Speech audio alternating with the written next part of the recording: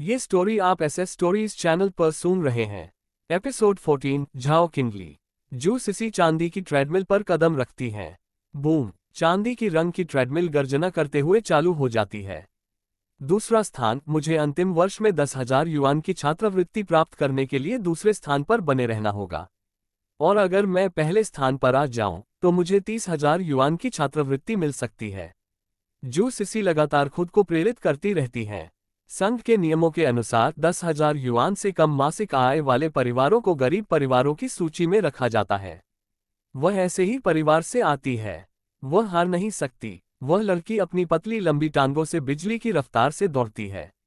शायद आत्मा प्रेरणा काम कर गई। इस बार उसे ऐसा लग रहा है कि उसकी रफ्तार पहले कभी इतनी तेज नहीं हुई थी। 100 मीटर की दौड़ समाप्त हुई। इलेक्ट्रॉनिक बोर्ड पर उसकी गति प्रदर्शित होती है, 16.9 मीटर प्रति सेकंड। जू सिसी आश्चर्यचकित भाव दिखाती है। सामान्यतः उसकी सबसे तेज गति केवल 16.5 मीटर प्रति सेकंड है। अन्य छात्र एक के बाद एक गति परीक्षण शुरू करते हैं। वेन युएहुई 14.1 मीटर प्रति सेकंड, ली जिचाओ 17.0 मीटर प्रति सेकंड, जेंग नियू 13.1 मीटर प्रति सेकंड। जब जियांग ये की बारी आती है तो वह तुरंत सबका ध्यान अपनी ओर खींच लेता है। हर कोई यह जानना चाहता है कि क्या क्षमता मूल्यांकन में यह अप्रत्याशित दावेदार अपनी चमक बरकरार रख पाएगा। जियांग ये उन घूरती निगाहों को नजरअंदाज कर देता है। उसके लिए अपना सर्वश्रेष्ठ प्रदर्शन करना ही काफी है। बूम, वह चांदी की ट्रेडमिल पर दौड़ना शुरू कर देता है। कुछ ही क्षणों बाद ट्रेडमिल धीरे धीरे रुक जाती है। इलेक्ट्रॉनिक बोर्ड डेटा को अपडेट करता है। जियांग ये 16.1 मीटर प्रति सेकंड, बी लेवल का शरीर, ताकत में अधिक वृद्धि लेकिन गति में थोड़ी कमी। जियांग ये मन ही मन समझ जाता है। मंच के नीचे जू सिसी राहत की सांस लेती है। गति मूल्यांकन में वह निस्संदेह दूसरे स्थान पर बनी हुई है। यह अफसोस की बात है, बस थोड़ा और मैं ली झीचाओ को पीछे छोड़ सकता था। जियांग ये को मंच से नीचे उतरते हुए देखकर जू सिसी को थोड़ा अफसोस हुआ और वह मन ही मन सोचने लगी। गति की तुलना करें तो जियांग ये वास्तव में मुझसे उतना अच्छा नहीं है। ताकत उसका मजबूत सूट है। आगामी युद्ध मूल्यांकन में मुझे दूसरे स्थान पर बने रहने के लिए असाधारण प्रदर्शन करने की आवश्यकता है। क्या वह ऐसा कर सकती है? बिल्कुल वह कर सकती है, आसानी से। जू सिसी एक गहरी सांस लेती है। उसकी खुबानी की आंखों में दृढ़ संकल्प स्पष्ट होता है। 10 मिनट बाद गति मूल्यांकन समाप्त होता है। ली जिचाओ अभी भी पहले स्थान पर है, जू सिसी दूसरे स्थान पर है और जियांग ये तीसरे स्थान पर है। जियांग ये आश्चर्यचकित नहीं है। जू सिसी महीनों पहले महान सफलता पर पहुंच गया है और गति पर ध्यान देने के साथ उसे पार करना सामान्य है। दूसरे वर्ष की अंतिम परीक्षा में प्रथम स्थान, वरिष्ठ वर्ष में 30,000 युआन की शीर्ष छात्रवृत्ति। दूसरे स्थान पर 10,000 युआन, तीसरे स्थान पर 5,000 युआन, चौथे से 10वें स्थान पर 3,000 युआन प्राप्त होते हैं। जियांग ये का भी अपना लक्ष्य है। उच्च रैंक प्राप्त करने का अर्थ है अधिक छात्रवृत्ति। ये फंड अमीरों के लिए बहुत मायने नहीं रख सकते हैं, लेकिन जियांग ये के लिए वे महत्वपूर्ण हैं। आगामी 2 आकलनों में दोनों शीर्ष रैंकिंग के लिए प्रयास कर रहे हैं। जियांग ये मन ही मन सोचता है। बी लेवल की शारीरिक बनावट होने के बावजूद वह घमंडी नहीं होता, क्योंकि दोनों के बीच का अंतर स्पष्ट है। वर्तमान समय में जू सिसी उनके लिए एक मजबूत प्रतिद्वंदी है। आखिरकार वह इस वर्ग में लेवल सी की शारीरिक बनावट वाली कुछ गिनी चुनी लड़कियों में से एक है। मार्शल आर्ट्स का तीसरा मूल्यांकन, अखाड़े में मुकाबला। झांग जियानवू की आवाज गूंजती है, सबसे पहले जू सिसी। जियांग ये मंच का अवलोकन कर रही थी, तभी अचानक उसके मन में एक विचार आया। पता नहीं निर्देशक झांग से लड़ने से कोई नई उपलब्धि हासिल होगी या नहीं। मार्शल आर्ट कक्षा के निदेशक की क्षमता सामान्य शिक्षकों की तुलना में कहीं अधिक है।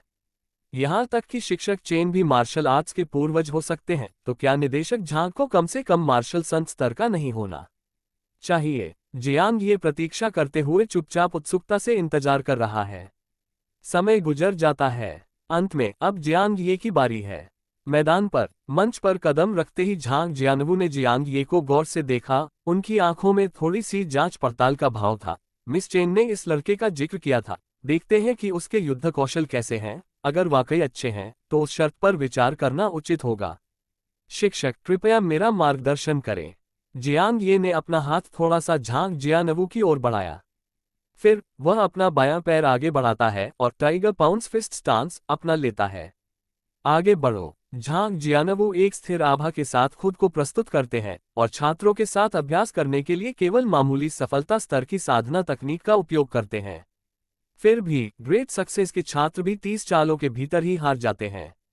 अगले ही पल जियांग ये एक भूखे भेड़िए की तरह झपट पड़ा, उसका शरीर तेजी से आगे बढ़ता हुआ दिखाई दिया। मुखों की जोरदार बौछार हवा को चीरती हुई उल्कापिंड की तरह प्रतिद्वंद्वी की ओर भारी प्रहार करती है। झांग जियानवू हल्के से एक तरफ हटते हुए आसानी से वार से बच जाते हैं, जबकि उनकी दाहिनी कोहनी आगे की ओर घूमकर जियांग ये की छाती पर जोरदार प्रहार करती है। पल भर में दोनों में झड़प हो जाती है। ग्रेट सक्सेस से आगे की युद्ध शैली आमतौर पर जबरदस्त ध्वनियों के साथ फूट पड़ती है। अखाड़े में होने वाली झड़पों की गूंज ही सुनाई दे रही थी, मानो लोहे और पत्थर की प्रतिध्वनि हो। जियांग ये आक्रामक रक्षात्मक रणनीति अपनाता है, अपनी ताकत का लाभ उठाते हुए लगातार हमले करता है, जबकि झांग जियानवू कोमल तकनीकों से जवाबी हमला करता है। उसकी शक्ति निरंतर और मायावी होती है। सौभाग्यवश जियांग ये की मुक्केबाजी की तकनीक अत्यंत परिष्कृत है, जिसमें विभिन्न प्रकार की चालें लगातार उभरती रहती हैं और वह ताकत का इस्तेमाल ताकत का मुकाबला करने के लिए करता है। ये के युद्ध कौशल में शिक्षक चेन का सार समाहित है। मंच के पीछे वेन युएहुई मन ही मन प्रशंसा करती है। इसमें कोई आश्चर्य नहीं कि ये आजकल हमेशा थका हुआ दिखता है। ऐसा लगता है कि शिक्षक चेन ने उसे निजी तौर पर पूरी तरह से संतुष्ट कर दिया है। दूसरी ओर जू सिसी ने अपनी मुट्ठी कसकर भींच ली। अखाड़े में उनका पिछला प्रदर्शन मात्र औसत दर्जे का था। अब जियांग ये के प्रदर्शन को देखकर उसे एहसास होता है कि दूसरा स्थान उसके हाथ से फिसल रहा है। कुछ ही दूरी पर ली झीचाओ भी देख रहा था। उसकी आंखों में विचारशील भाव दिखाई दे रहा था। 20 से अधिक राउंड के बाद झांग जियानवू ने जियांग ये को अखाड़े से बाहर निकाल दिया। वह अपनी मुद्रा को स्थिर करते हुए मंच की ओर थोड़ा झुकते हैं। इलेक्ट्रॉनिक बोर्ड अपनी अखाड़ा युद्ध रैंकिंग प्रदर्शित करता है। दूसरा स्थान जियांग ये। जियांग ये अपनी रैंकिंग पर कोई ध्यान नहीं देता है, तुरंत जांच करने के लिए पैनल तक पहुंचता है। उनकी निराशा के लिए इस मूल्यांकन ने एक नई उपलब्धि को अनलॉक नहीं किया।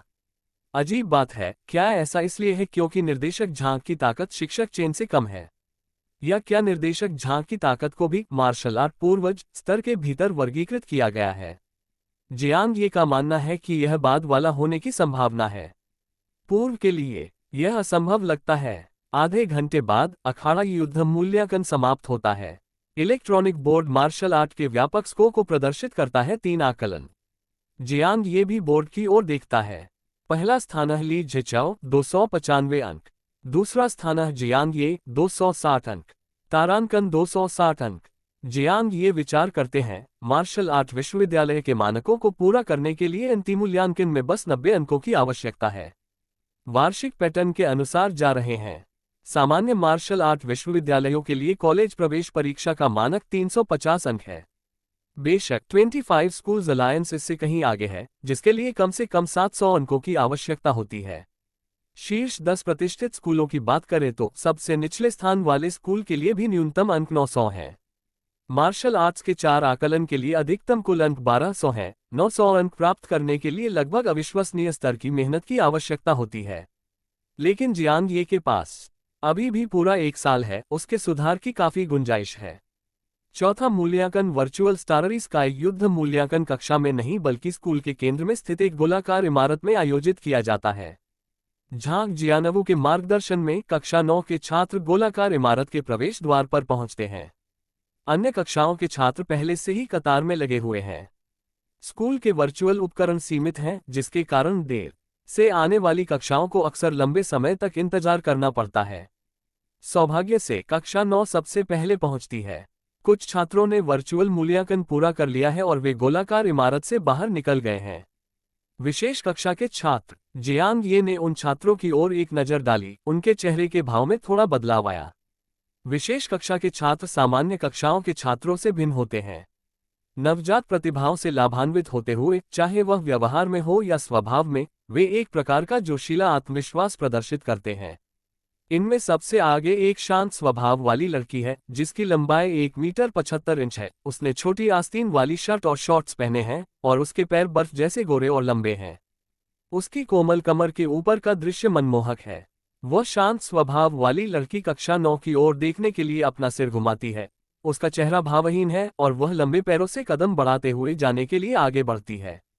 कक्षा 1 की झाओ किंगली एक खौफनाक शख्सियत जिसने 4 मूल्यांकनों में 700 अंक हासिल किए। इमारत के अंदर कई छात्र उस विशाल आकृति को देखकर विस्मय से भर आते हैं। जियांग ये ने अपना पैनल खोलकर देखा, जिससे उनके चेहरे पर थोड़ी हैरानी का भाव दिखाई दिया। एपिसोड 15 छाया दौड़। काया नश्वर शरीर बिस्तर। प्रतिभा नवजात। जियांग ये ने झाओ क्विंगली के सिर के शीर्ष पर देखा, मन ही मन सोचा, मेरी तरह उसकी भी लेवल काया है और वह दूसरे वर्ष की छात्रा है, लेकिन उसका कुल स्कोर पहले ही 700 अंक तक पहुंच चुका है।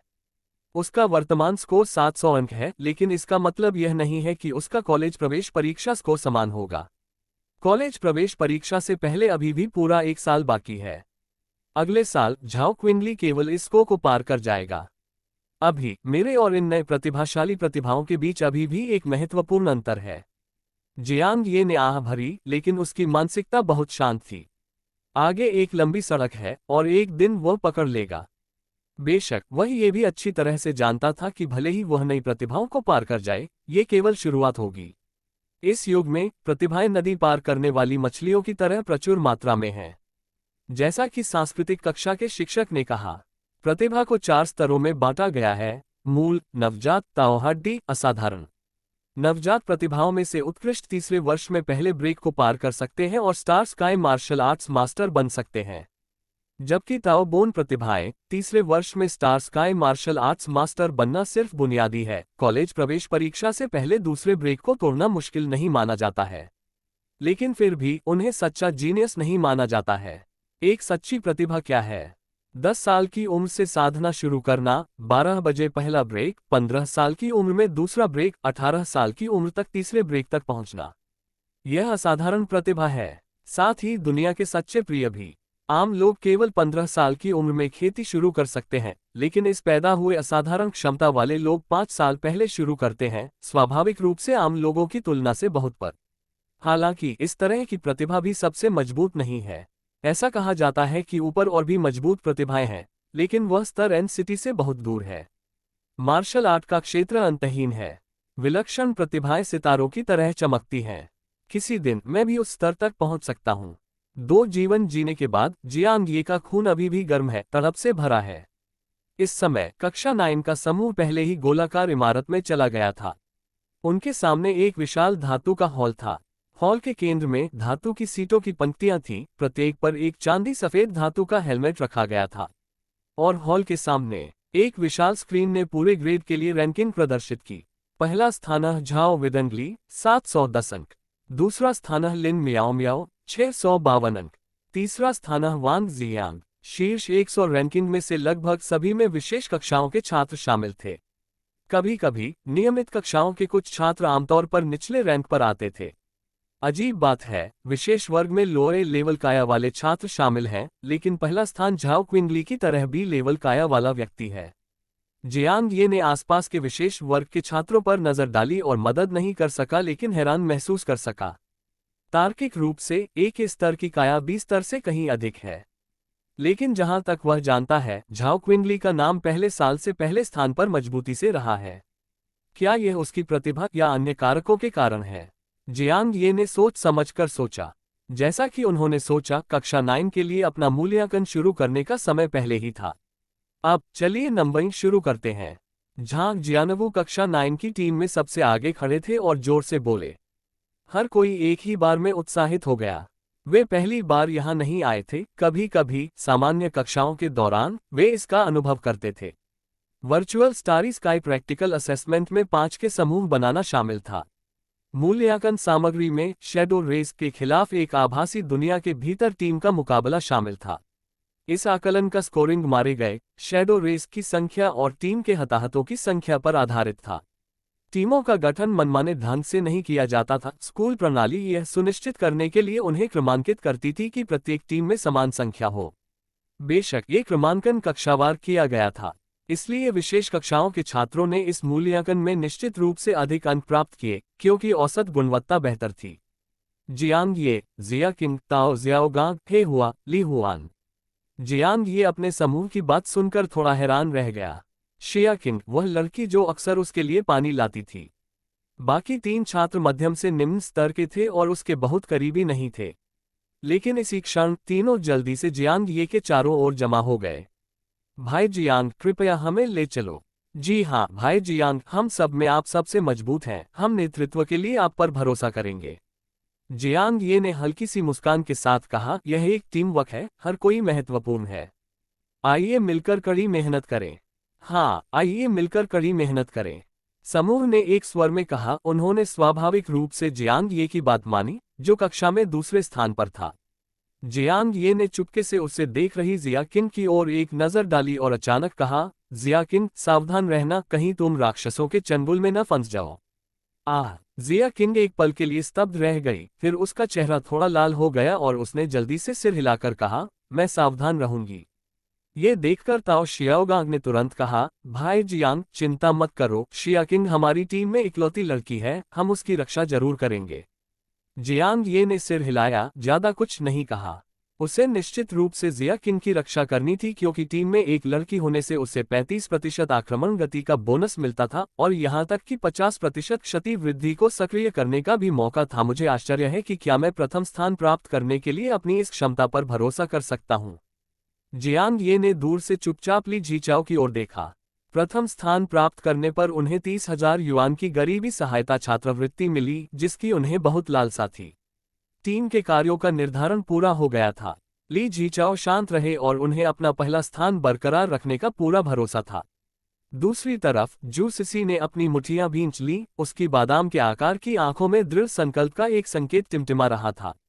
इस मूल्यांकन में मेरी गति मेरा लाभ है, मैं दूसरा स्थान पुनः प्राप्त कर सकता हूं या नहीं, यह इस समय पर निर्भर करता है, जू सिसी ने मन ही मन सोचा। ये तब था जब झांग जियानवू ने बात की, प्रत्येक समूह अपनी सीटों पर आगे बढ़ें और वर्चुअल स्टाररीज का मूल्यांकन शुरू करें। हर कोई हिलने डुलने लगा।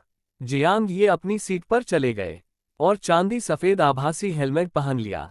वर्चुअल हेलमेट, जिसे ब्रेन नर्व कनेक्टर भी कहा जाता है, न्यूट्रिनो के माध्यम से मस्तिष्क तरंगों के साथ संचार करता है, जिससे लोग तुरंत नींद जैसी स्थिति में आ जाते हैं। जैसे ही उसने हेलमेट पहना, जियांग ये की चेतना डूब गई। अगले ही पल उसने खुद को एक आभासी शहर के एक कोने में पाया। जियांग ये के साथ जिया किंग, ताओ जियाओगांग और 2 अन्य थे। चांद ऊंचा था, हवा गरजती थी, स्ट्रीट लाइटें मंद पीली थीं। ये बहुत वास्तविक है। जियांग ये ने आसपास के वातावरण को देखा और पहले भी वहां जा चुका होने के बावजूद वह आश्चर्यचकित हुए बिना नहीं रह सका। वर्चुअल स्टाररी स्काई वास्तविकता को 1:1 अनुपात में पुनः प्रस्तुत कर सकता है और ये दर्द की संवेदनाओं को भी पूरी तरह से बहाल कर सकता है। दूसरे शब्दों में कहें तो यहाँ किसी भी प्रकार की चोट लगने से व्यक्ति की युद्ध क्षमता पर तत्काल प्रभाव पड़ेगा। ठीक उसी समय उनके सामने एक अंधेरे क्षेत्र में एक घोर काली आकृति, जो तरल पदार्थ जैसी दिखती थी, धीरे धीरे अंधेरे से ठोस रूप में प्रकट हुई। जैसे ही परछाई ठोस रूप लेने लगी, अचानक एक सर्द और रूह कंपा देने वाली ठंडी हवा चलने लगी। छाया जाती शिशु शरीर। जियांग ये की आंखें तेज हो गई और वह चिल्लाया, युद्ध के लिए तैयार हो जाओ।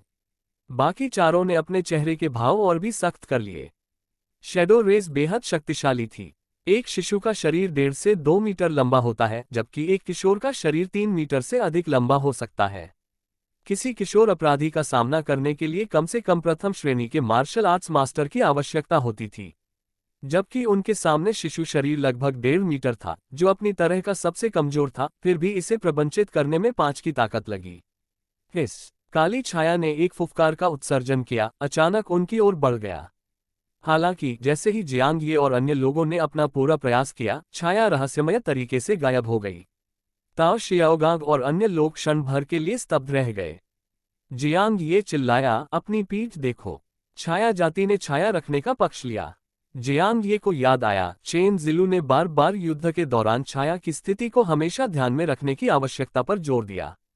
लड़ाई की शुरुआत में जियांग ये ने देखा कि उसकी छाया उसके पीछे थी। वह अचानक पलट गया। वहां यह था, एक गैपिंग मुंह सीधे उस पर फेफड़ा रहा था। 35% हमले की गति बढ़ावा। किसान का ट्रिपल पंचा। धमाका धमाका धमाका। Episode 16 ranking. Beauty path chasing. जब आपका सामना विपरीत लिंग के प्रतिद्वंद्वी या टीम के साथी से होता है तो हमले की गति 35% बढ़ जाती है और नुकसान बढ़ने की संभावना 50% होती है। जियांग ये की वर्तमान मुक्केबाजी की गति उसकी सामान्य गति से 1.35 गुना अधिक है। वो हर सेकंड एक अतिरिक्त मुक्का मार सकता है। ये भले ही मामूली लगे, लेकिन 10 सेकंड में ये 10 और मुक्के के बराबर है और इससे होने वाला नुकसान काफी गंभीर होता है। महज 3 या 4 सेकंड में ही जियांग ये ने एक पाइल ड्राइवर की तरह 1 दर्जन से अधिक मुक्के बरसा दिए थे। प्रत्येक मुक्के की अधिकतम शक्ति लगभग 600 किलोग्राम थी। गर्जन, मानवाकार परछाई के चेहरे पर जोरदार प्रहार हुआ जिससे वह चीख उठी और उसकी आकृति गायब हो गई। स्विश, ये बच तो नहीं निकला, लेकिन जल्दी ही ताओ शियाओगांग और अन्य लोगों की परछाइयों में समा गया। शैडो रेस अत्यंत बुद्धिमान है। ऐसा प्रतीत हुआ कि उसे यह एहसास हो गया था कि जियांग ये से निपटना मुश्किल है, इसलिए उसने जानबूझकर पहले दूसरों से निपटने का फैसला किया। गर्जन, ह्यूमनॉइड छाया गरजती थी, उसकी आवाज दिमाग को बाधित करती प्रतीत होती थी, जिससे हर किसी के सिर फज हो जाते थे और उनके कान बजने लगते थे। ध्यान रहे, जियांग ये जोर से चिल्लाया। वह स्पष्टता हासिल करने वाले पहले व्यक्ति थे, सतर्कता से आसपास की निगरानी कर रहे थे। यहाँ तक कि शैडो रेस के शिशु रूपों की गति भी सामान्य मनुष्यों से कहीं अधिक है। वे छाया का उपयोग करके टेलीपोर्ट कर सकते हैं, उनकी हरकतें मायावी हैं। यह एक कारण है कि शैडो रेस को संभालना कठिन है। जैसे ही जियांग ये के शब्द गिरे, पिच काली छाया फिर से प्रकट हुई, जियाकिन की ओर शातिर रूप से पंजे मारते हुए। भाड़ में जाओ। जियाकिन के साथ परेशान होने वाली नहीं थी, वह चिल्लाए और छाया में अपनी मुट्ठी पटक दी। लेकिन उसके मुक्के का प्रभाव जियांग ये की तुलना में बहुत कम था। सौभाग्य से ताओ शियाओगांग और अन्य लोगों ने जल्दी से पकड़ लिया। प्रत्येक ने अपने कौशल का प्रदर्शन किया। छाया दौड़ के बच्चे के रूप को घेर लिया और हमला किया। साधारण हथियार, चाकू, बंदूकें, तलवारें, यहाँ तक कि आग्नेयास्त्र शायद ही शैडो रेस को पर्याप्त नुकसान पहुंचा सकते थे।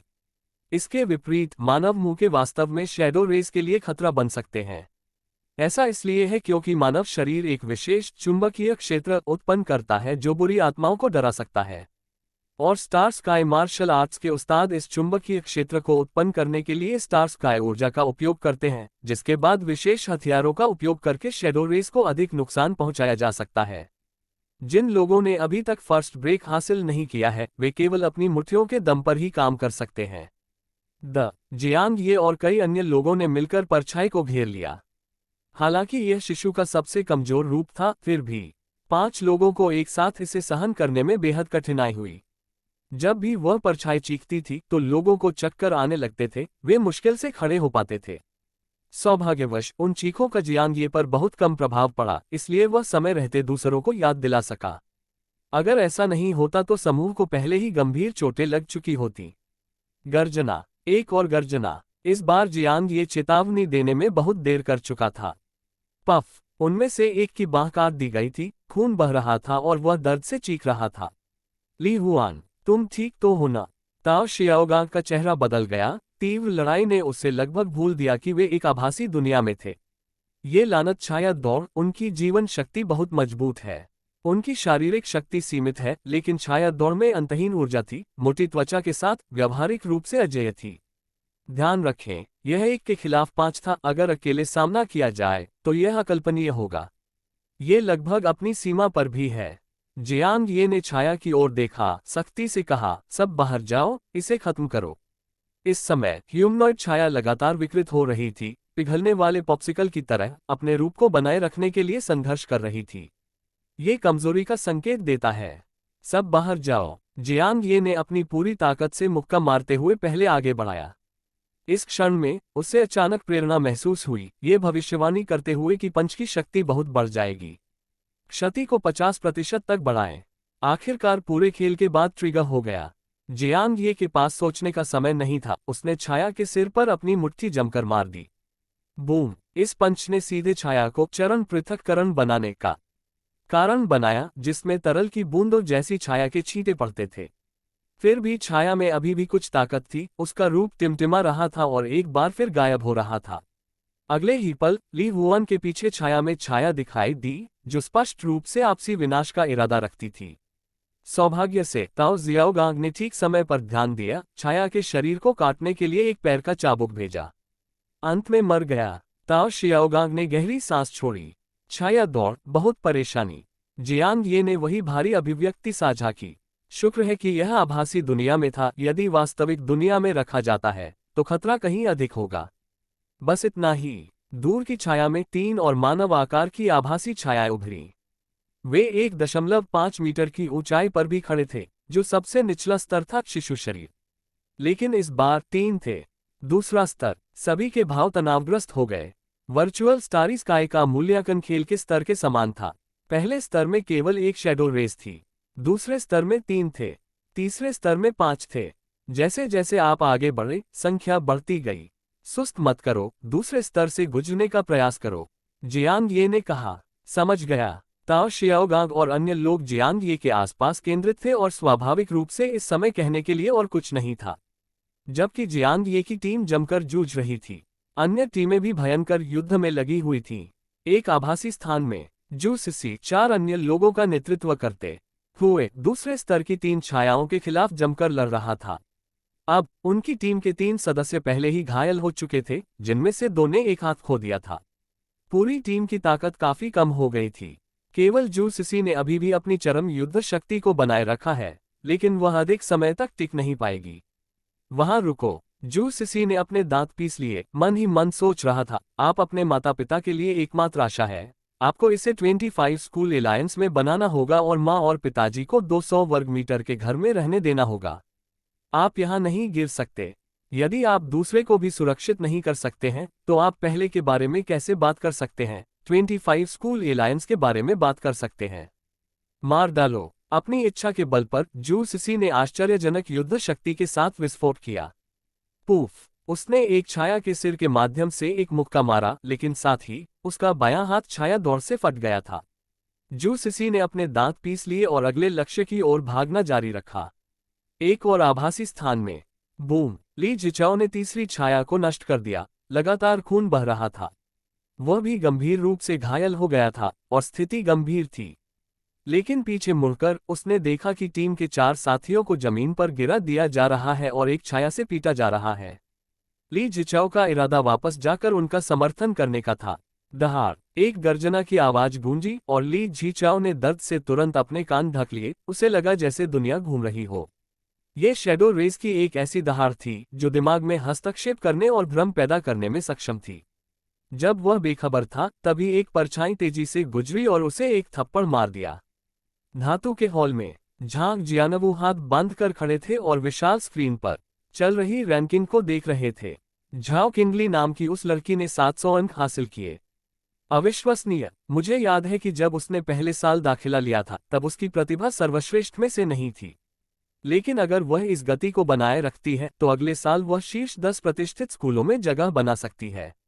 NCT number 3 high school NCT का सबसे अच्छा स्कूल नहीं है। ऐसा हमेशा नहीं होता कि उनके पास हर साल ऐसे छात्र हों जो शीर्ष 10 प्रतिष्ठित स्कूलों में प्रवेश पा सकें। यहाँ तक कि एनसीटी के सर्वश्रेष्ठ high school NCT number 1 high school में भी सालाना ऐसे 1 या 2 ही छात्र होते हैं। आखिरकार एनसीटी एक छोटा शहर ही तो है। झांग जियानवू की निगाहें थोड़ी देर के लिए झपकीं, फिर जियांग ये की ओर मुड़ गईं। इस छात्र में वाकई कुछ प्रतिभा दिखती है और शायद अगले साल उसे 25 स्कूल्स अलायंस में शामिल होने का बहुत कम मौका मिल सकता है। मिस चेन की खातिर आइए उसे एक मौका दें। जब वह सोच विचार कर रहा था, तभी एक युवक उसके पास आया। निर्देशक झांग, क्या यहाँ कोई ऐसा छात्र है जिसमें आपकी रुचि हो? युवक ने मुस्कुराते हुए पूछा। झांग जियानवू ने मुड़कर देखा। वह युवक वांग जियांग था, जो उन्नत कक्षा का छात्र था। वह इस सत्र के अंत में हुए मूल्यांकन में भी एक प्रमुख व्यक्ति थे और वर्तमान में अपनी कक्षा में तीसरे स्थान पर हैं।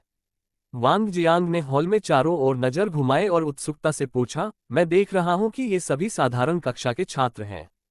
झांग जियानवू ने अपने हाथों को पीठ पर रखते हुए कहा, कभी किसी को कम मत समझो। साधारण कक्षा ने पहले भी मजबूत दावेदार दिए हैं, जैसे पिछले साल जब एक छात्र ने साधारण कक्षा से उन्नत कक्षा में स्थानांतरण किया और कॉलेज प्रवेश परीक्षा के दौरान कक्षा के शीर्ष 50 में स्थान प्राप्त किया। वांग जियांग ने खंडन नहीं किया और टिप्पणी की, ऐसे लोग हमेशा अल्पसंख्यक होते हैं। मेरे सहित अधिकांश लोग वास्तव में काफी औसत दर्जे के होते हैं। उसने बार बार आहें भरी, जिससे आत्महीनता का भाव प्रदर्शित हुआ। झांग जियानवू ने उसे इल्जाम भरी नजरों से देखते हुए कहा, दिखावा करना बंद करो। कक्षा में तीसरे नंबर पर होते हुए भी विनम्रता का ढोंग कर रहे हो। पहले अपने से आगे चल रही उन दोनों लड़कियों को पीछे छोड़ दो, उसके बाद ही बड़ी बड़ी बातें करना। वांग जियांग अवाक रह गया। मैंने पहले ही कहा था कि मैं औसत दर्जे का हूँ, मैं कैसे दिखावा कर रहा हूँ। झांग जियानवू ने ठंडी सी झंझनाहट भरी सांस ली और आगे कोई जवाब नहीं दिया। वह जानता था कि यह लड़का अक्सर नाटक करता है, क्या उसे इस बात का एहसास नहीं था। अब कक्षा में तीसरा स्थान प्राप्त करने के बाद उसने विनम्रता का दिखावा किया, लेकिन वास्तव में वह काफी अहंकारी था। इस समय तक कक्षा 9 के अधिकांश छात्रों ने मूल्यांकन पूरा कर लिया था। शीर्ष स्थान पर रहने वाले छात्र भी धीरे धीरे वर्चुअल स्टाररी स्काई से बाहर निकल रहे थे। विशाल स्क्रीन पर ग्रेड रैंकिंग एक बार फिर बदल रही थी।